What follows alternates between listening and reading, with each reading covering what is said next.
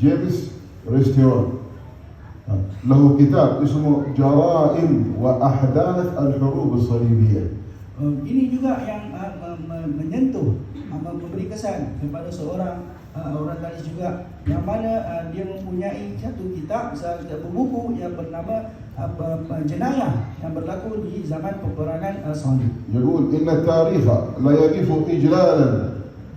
Sesungguhnya sejarah itu berada dalam keadaan hebat sekali للعفة والطهارة التي تحلى بها صلاح الدين والشرف والنخوة.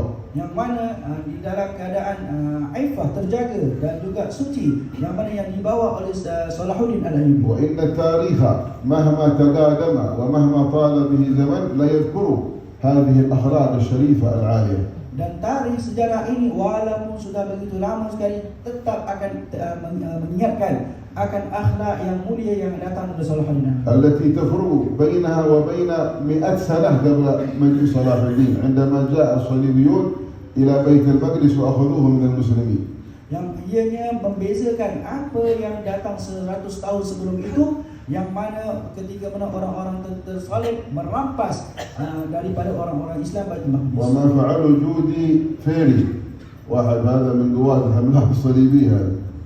Dan juga apa yang dilakukan oleh salah seorang yang disebut nama tadi oleh yang merupakan salah seorang tentera salib. وما فعله جيمس تانكار واحد كذلك من ضمن القوات الحملة الصليبية من الذبح والتقتيل في المسلمين. Yang mana tentera salib ini, mereka ini menyembelih dan membunuh kepada orang-orang Islam di saat itu. نعم.